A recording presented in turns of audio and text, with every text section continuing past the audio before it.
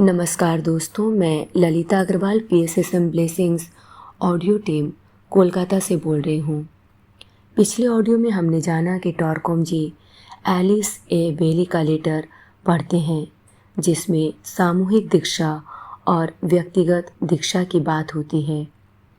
Audio number 86 में हम इसी घटना को आगे बढ़ाते हैं। उसमें लिखा होता है, इसलिए जो प्रस्ताव हम रख रहे हैं वह है दीक्षा के लिए सामूहिक ट्रेनिंग। एक ऐसी ट्रेनिंग जिसमें हम प्रत्येक व्यक्ति स्वयं को दीक्षित करेंगे। हम में से प्रत्येक व्यक्ति जिसके पास जो भी ज्ञान और बुद्धि है उसे वह सामूहिक प्रयास में यूज करेगा। हमें याद रखना होगा कि हम सबका एक विजन है और उस विजन को मानने में हम सभी एक साथ दीक्षा के पोर्टल से होकर गुजरेंगे। सामूहिक दीक्षा के लिए सामूहिक ट्रेनिंग वाकई एक जल्दीबाजी करने वाली प्रक्रिया है। इसकी अपनी समस्याएं हैं, लेकिन इसके फ़ायदे भी हैं। इस संबंध में टिबेटन हमें अनपब्लिश्ड राइटिंग्स में बताते हैं। यह आवश्यक है कि आधुनिक शिष्य अब अंधों की तरह आगे नहीं बढ़ता, बल्कि ट्रेनिंग के नए सिस्टम में वह बुद्धिमानीपूर्वक सहयोग करता है। अतीत में इस तरह के रेवलेशन अप्रत्याशित रूप से आए हैं, जैसा कि बिब्लिकल नैरेटिव में सॉल ऑफ टॉर्सस के साथ हुआ। शिष्य पूरी ईमानदारी से संघर्ष करता है, काम करता है और सेवा करता है। अंधे की तरह आगे बढ़ता है। बहुत घबराहट के साथ वह ज्ञान की खोज करता है। अप्रत्याशित क्षणों में इसे प्राप्त करता है और यह सब धीरे धीरे बढ़ता जाता है। उसकी घबराहट कम होती है, कम से कम अस्थायी रूप से। लेकिन आने वाले युग में शिष्यों को सिखाया जाएगा कि वे होश में रहकर और जानते हुए प्रकाश के लिए कैसे काम करें। उन्हें दिखाया जाएगा कि दीक्षा के लिए आवश्यक कदम बढ़ाने से पहले कैसे अनुभव करें कि उनका क्या होगा। इससे उनका समय भी बचेगा और वे ज़्यादा द्रुत गति से जिस स्थान पर प्रकाश की ज़रूरत है वहाँ ध्यान केंद्रित कर पाएंगे। इस ग्रुप के कुछ लोग पहले से ही अपने मास्टर को जानते हैं और मास्टर के आश्रम में पंजीकृत हैं। इसके बावजूद वे आवश्यक ट्रेनिंग और अपनी सेवाएं देने के लिए आर्किन स्कूल में रह गए हैं। वे लोग जानेंगे कि स्पेसिफिक ट्रेनिंग जिसे वे खुद ला रहे हैं और निर्मित कर रहे हैं एक अवसर है अपनी प्रोग्रेस को द्रुत करने का और उसके बाद पदानुक्रम के लिए अपनी सेवाओं को।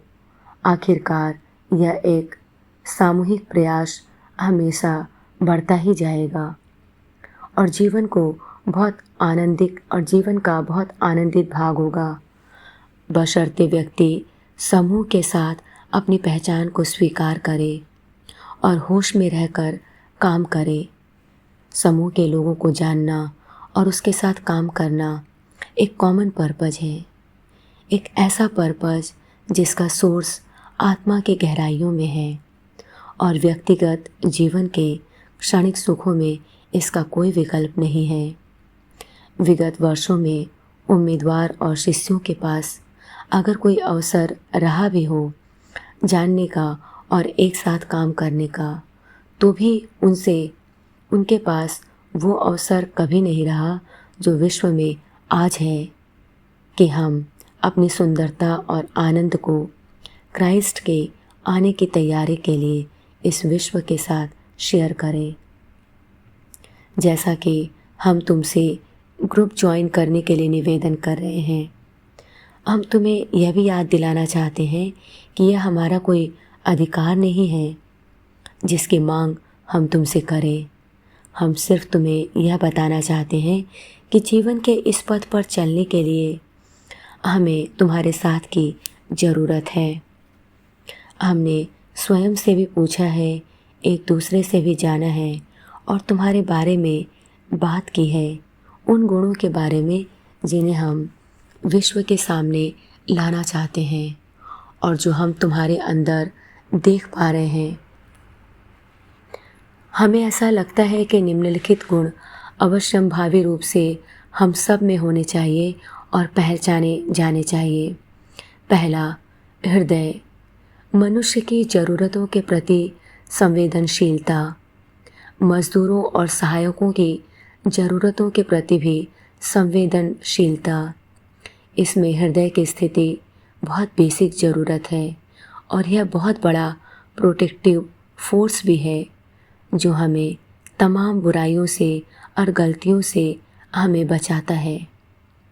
दूसरा, आध्यात्मिक उपदेशों पर दखल होना, जो तमाम अंधविश्वासों और थियोलॉजी यानी ईश्वर की थियोरी से अलग होगा और जो आध्यात्मिक और अंतर्ज्ञान के साक्ष्यों पर आधारित है। साथ ही यह प्रयास भी है कि इन अनुभव किए हुए सत्य को जिया जाए। तीसरा, आध्यात्मिक आकांक्षाओं से पूरी तरह मुक्ति। यह कोई अभिमान नहीं है। मुझे ऐसा लगता है अभिमान और चिढ़ व्यक्तित्व के ऐसी अंतिम कठिनाइयाँ हैं जिन्हें दूर कर देना चाहिए। दीक्षा लेने के द्वारा आध्यात्मिक आकांक्षा को पूरा किया गया है और उसका ध्यान रखा गया है। आश्रम के पोर्टल के उम्मीदवार या वे लोग जो दीक्षा के दरवाजे पर खड़े हैं, उन्हें विनम्रता जैसे गुण को अपनाने की पूरी कोशिश करनी चाहिए, जो सच्चे शिष्यों की पहचान है। एक ऐसा गुण जो हमेशा हमारे पथ को प्रकाशित करता है। विनम्रता सही ज्ञान की अभिव्यक्ति है। चौथा, प्रभावकारी आभामंडल, जिसमें हमारी मैग्नेटिक रेडिएशन या आध्यात्मिक शक्ति को महसूस किया जा सकता है। एक शिष्य हमेशा अपने परिवेश में एक प्रत्यक्ष प्रभाव का निर्माण करता है। उसकी सेवा का गुण ऐसा है कि वह जिस आश्रम के साथ युक्त है वहाँ प्रवेश कर सकता है, चेतन या अचेतन रूप में। प्रभाव का यह आभामंडल वास्तव में एक क्रॉस है जिस पर व्यक्तित्व सूली पर लटक जाता है। सच तो यह है कि यह कार्यों की वर्टिकल और हॉरिजॉन्टल लाइन है। पांचवा, गलत अनुमान की न्यूनतम योग्यता। इसका अर्थ है स्पष्ट देखने और स्पष्ट सोचने के लिए अर्जित की हुई योग्यता, जो बाहरी आकर्षणों से विकृत नहीं हुई हो।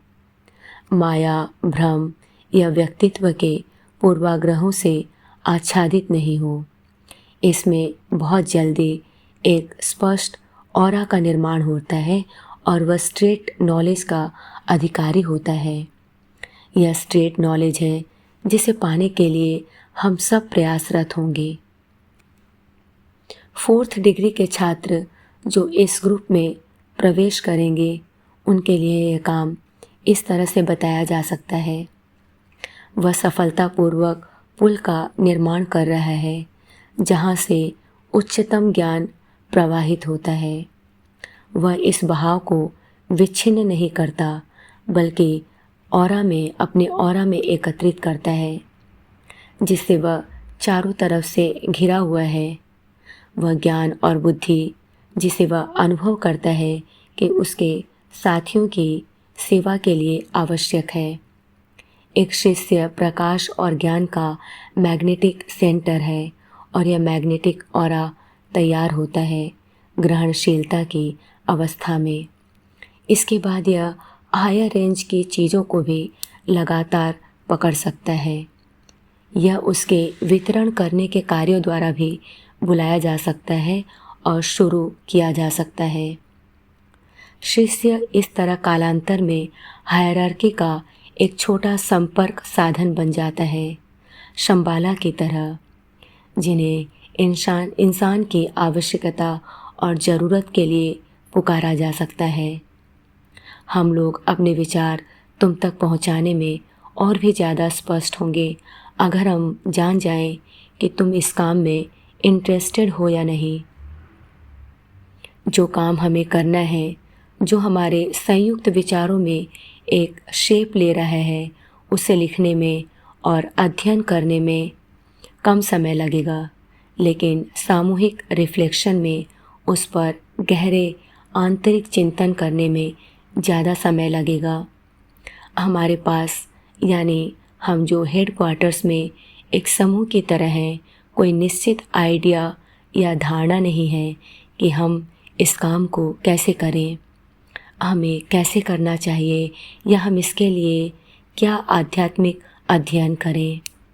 लेटर में सिर्फ लक्ष्य को बताया गया है, जैसा कि हम देख पा रहे हैं। आज के लिए इतना ही। अगले ऑडियो में हम इसी घटना को आगे बढ़ाएंगे।